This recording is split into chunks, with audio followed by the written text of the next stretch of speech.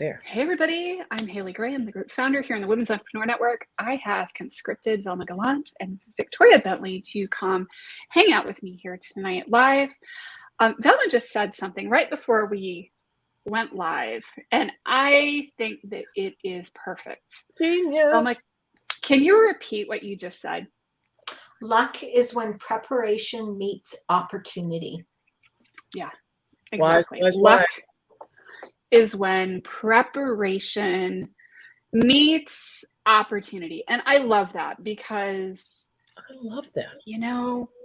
I hear a lot of people talk about manifesting and making things happen in their lives and whatnot. That manifesting requires that preparation, and opportunity is that luck.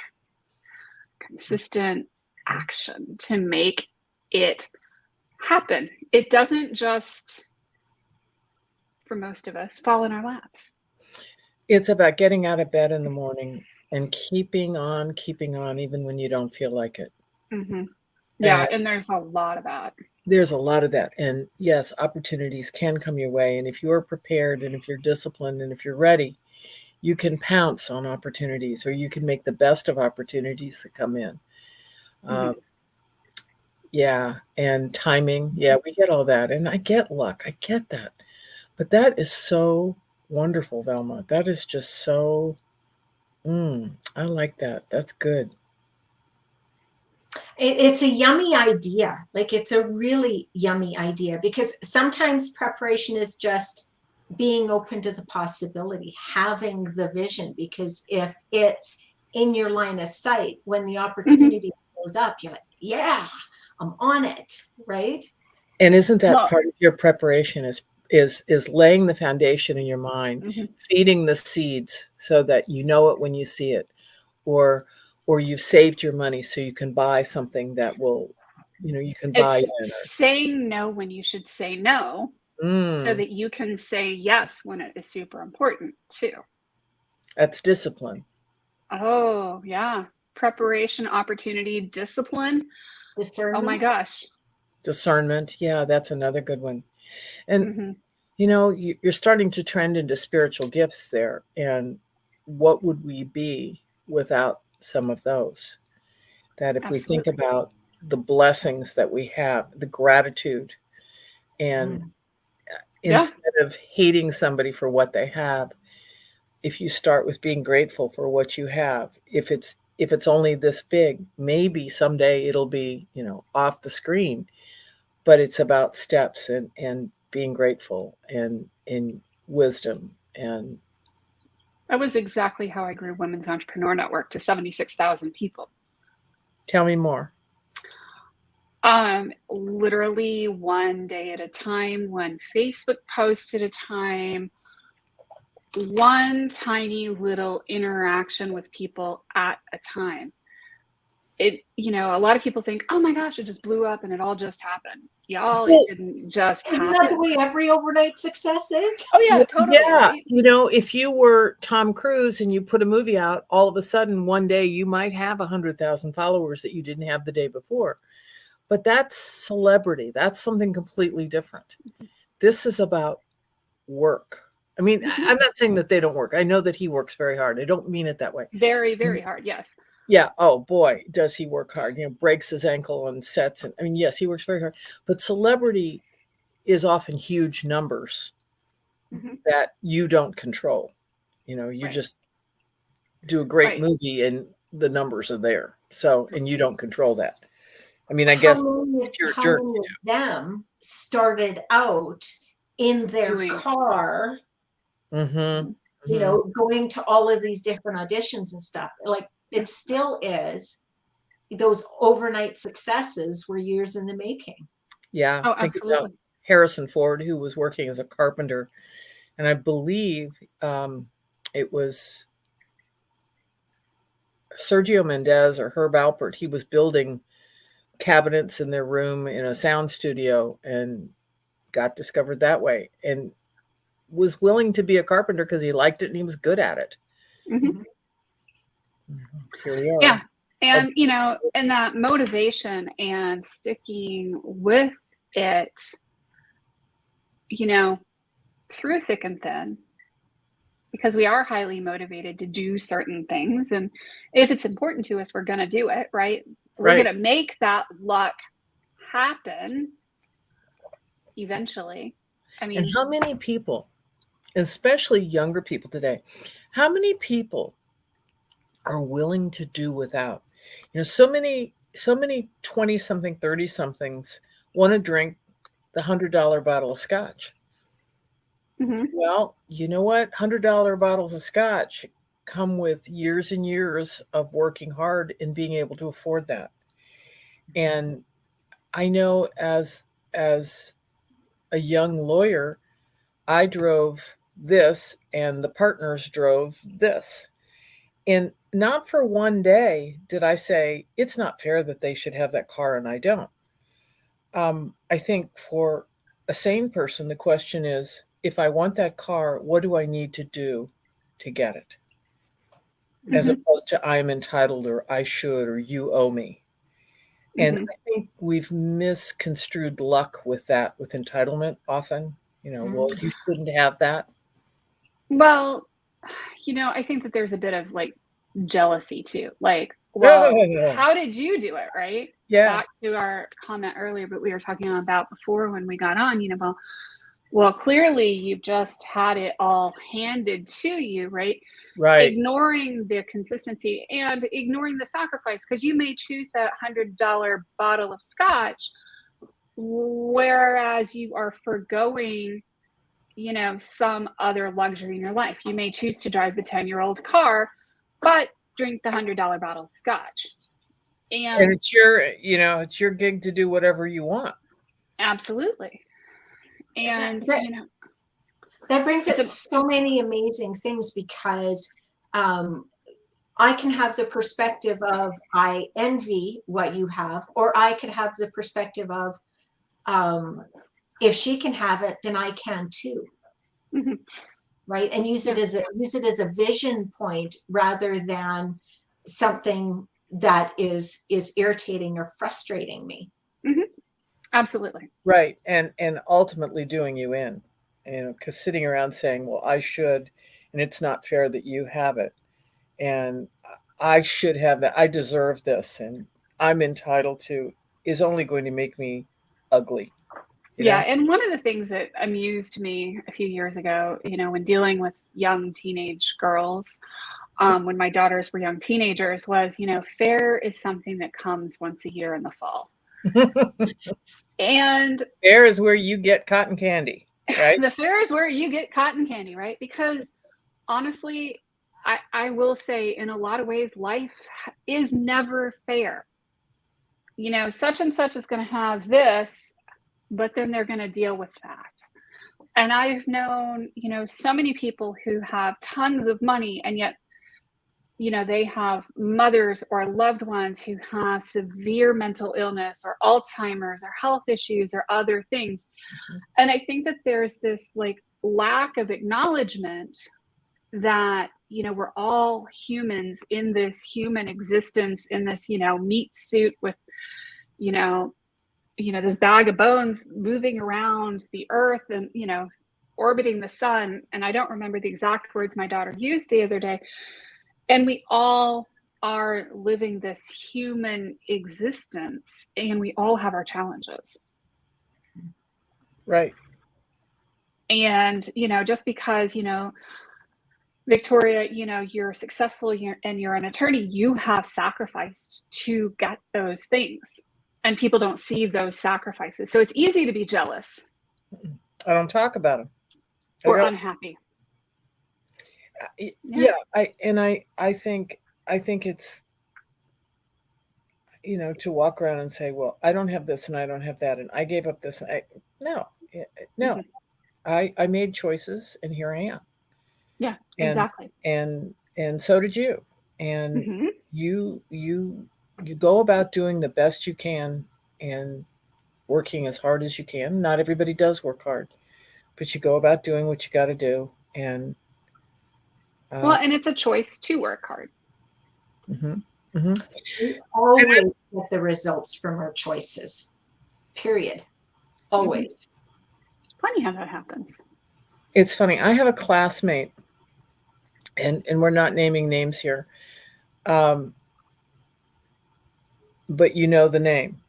And the classmate, when he sold his house, made a $40,000 profit, which enabled him to buy his first business. He was working for a company and he thought, I think this company should add on this particular segment of business. And they didn't want to. And he said, well, I'll go do it myself. Mhm. And I read recently that he's worth $3.8 billion. And he's my age. And he figured out how to parlay that $40,000 into 3.8. Was it luck? Yeah, I'm sure there's some of that in there. Was it opportunity and preparation, like you talked about? Oh, yeah.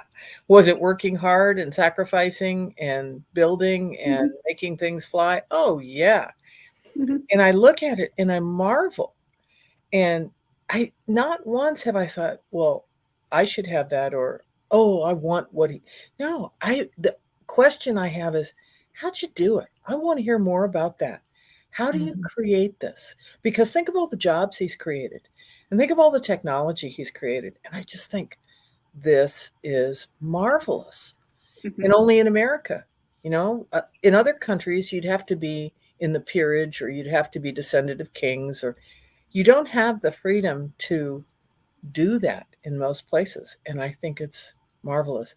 But, but a lot of people from my school, the first thing out of their mouths is, who does he think he is?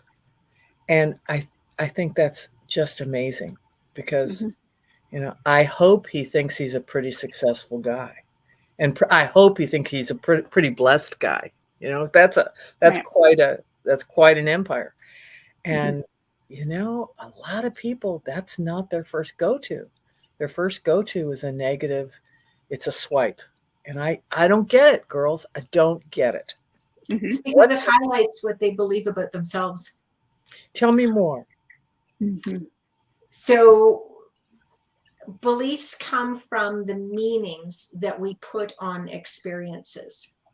When we make my mom yelled at me means I'm not lovable or I'm not good enough or whatever. So really all it did was highlight to them the childhood belief of, for example, I'm not good enough. And Or I'm when not worthy in some yeah, way, or I don't deserve X, Y, or Z. yeah, And a lot of times that belief set, a lot of times our actions, I would say every single time our actions are guided by that belief set about who we are in the situation that we're in. And we're making these decisions based on this situation that we're in, good and bad, and our belief sets. And we make these meanings out of things that may or may not have had any intention or any meaning whatsoever. And we're attributing intent on another person's part that Maybe it was never there. maybe mhm. was absolutely never there. But, well, they looked at me wrong, mom. So clearly they were yada yada yada yada yada. Yeah. One of the visuals that I like to use when it comes to beliefs is we go through life, events happen, we make it mean something, and we put the glasses on for that meaning. And then Mhm. something else happens and we put another pair of glasses on. And then something else happens and we put another pair of glasses on. We end up with, 15 pairs of glasses on our face and we wonder why we don't see the world as it really is. Yeah. Well, and that also means that we interact with the world in a way, It's right? like beer glasses, right? Right.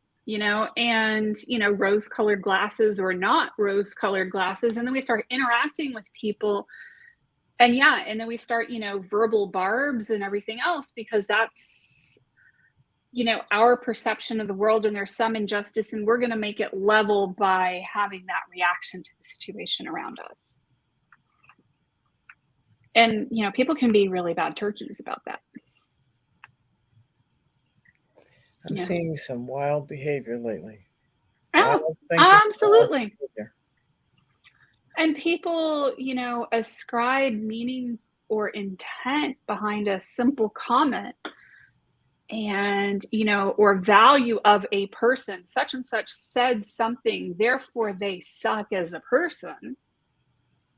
Right. And there's that whole like, not only do I not like that comment that they made, but that person as a person therefore has no value because clearly they suck. And I'm seeing it a bit in the online space, and it's exacerbated, I think, in the online world.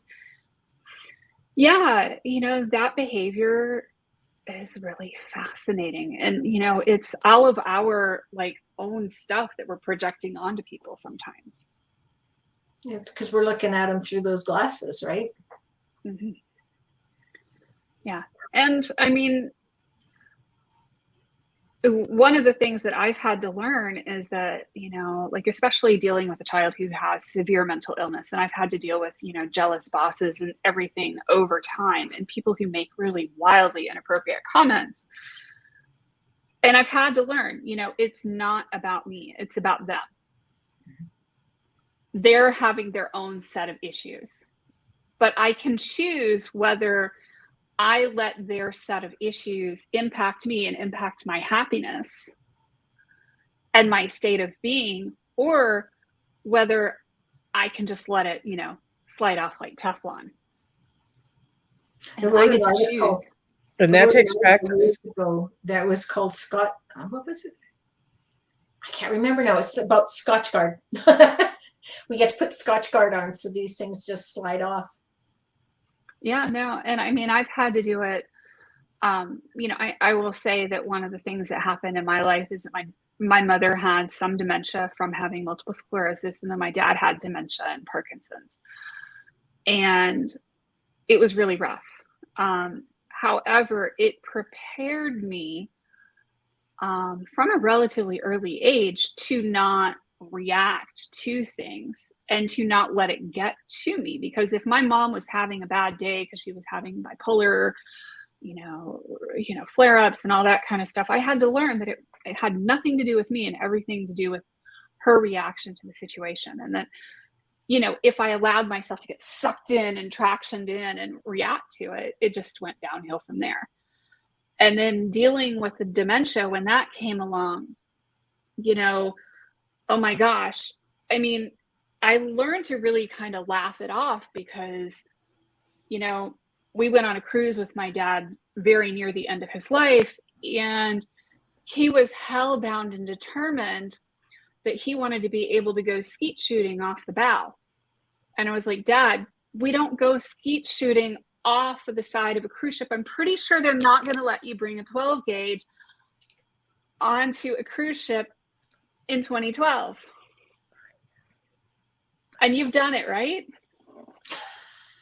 Right? I didn't bring the gun. No, I didn't bring the gun, but I did shoot. Yeah. Go skeet shooting off. Yeah, exactly. So, and there's these conversations like, no, I'm pretty sure, Dad. And so not letting myself get embroiled in this like craziness and these scenarios. And I mean, we would go back and forth with my dad about skeet shooting. The man could barely stand, and he's like sitting there holding a walker, right? And he could hardly stand. And he was hellbound and determined he wanted to go skeet shooting. And I'm like, Dad, it's not safe. You might, discharge the gun and hit somebody else. And then you'd go back and you'd think about it. You're like, I think you're right. And then he'd come back at me a couple of weeks later and go, if I use an over-under shotgun, you have to cock it each time you fire it. So if it discharges wildly the first time and knocks me over, it can't fire a second time. That just makes it all better. There you go. Clearly it makes it all better, right? Yeah, clearly that fixes it, Dad. Clearly. And so, dealing with that kind of, irrationality, right? And just learning to just take it with the humor and just redirect prepared me for business, prepared me to deal with a child who sustained a traumatic brain injury and subsequent mental health issues, and not to react to the crazy. Don't feed it. Yeah. Even if somebody is over here in their stew, I had to learn not to feed the crazy. Don't feed it. It Let sounds them, like what you learned to do is give yourself the breath between the event and your response. yeah, exactly. And that's definitely one of the things is, And learning that's to grace. disconnect, what they're saying from my response, or not even to respond. And How that's often important a is, really good thing, not to respond. you know, Because e- any response is often, is any just response is opening the just going door. to escalate. That's right. And it's a no win. Absolutely. You know, the Absolutely. arrogance of I'm going to get you to see is, really, you're going to waste your breath on this. Do you think I'm really going to get my daughter, who has severe psychosis and schizophrenia, to see my way of things? Yeah, no, that's not really going to happen. And so learning that wisdom has been Mhm. so important. Um, Helps you you sleep know, better. it does, Mhm. it really does. But it's that, I've understood that when dealing with clients or when dealing with employees that I don't see eye to eye with, or dealing with the general public as I do in Women's Entrepreneur Network so very often. Yes, I may not see eye to eye with you, but I'm certainly not going to get into a pissing match. And that makes me With happy. a skunk. Oh my gosh. Mhm. Or a pig. I'm not going to get, into a mud wrestling match with a pig, because one of us is going to end up muddy, and it's probably going to make the pig real happy. Yeah, pigs like it. I had a father with dementia as well. And my father had never had a car accident. He'd had speeding tickets, but he'd never had an accident. And he, for his whole life, had had a perfectly clean driving record, but had developed dementia and was just no longer capable of driving a car. But he didn't understand that. And he would try to reason me into thinking his way. And he was right. You've never had an accident. You've never hit anything. However, you no longer are capable of doing this. And it was just more than he could hear. And it didn't matter what I said. That even when I knew that I got through, 5 minutes later, he was back to where he was because it was dementia. And I felt Mhm. really sad about that. And then I tried to find the humor in that. And I think that's the only way you can deal with this, because otherwise it breaks your heart.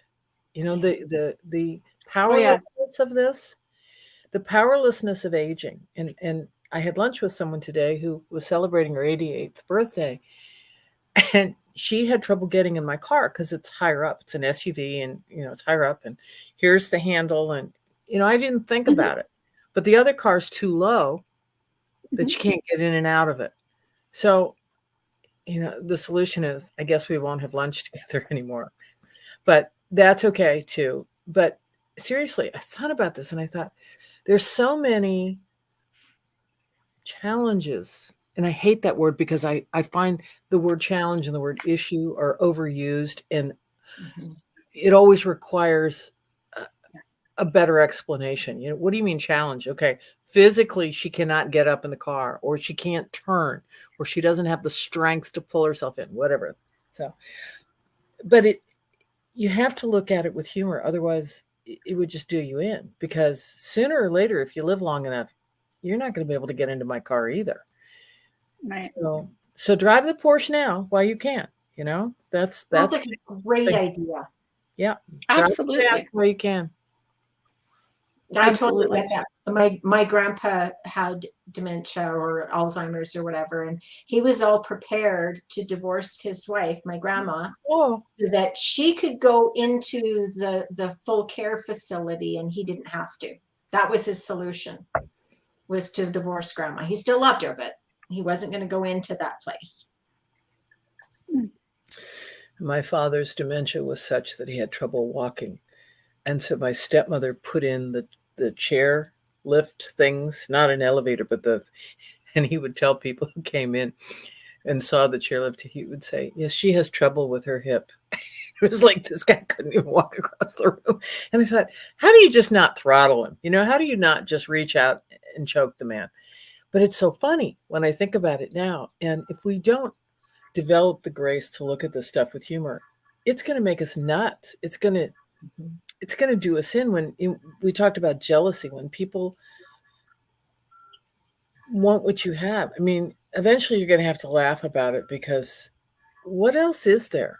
I mean, I can only give you so much, right?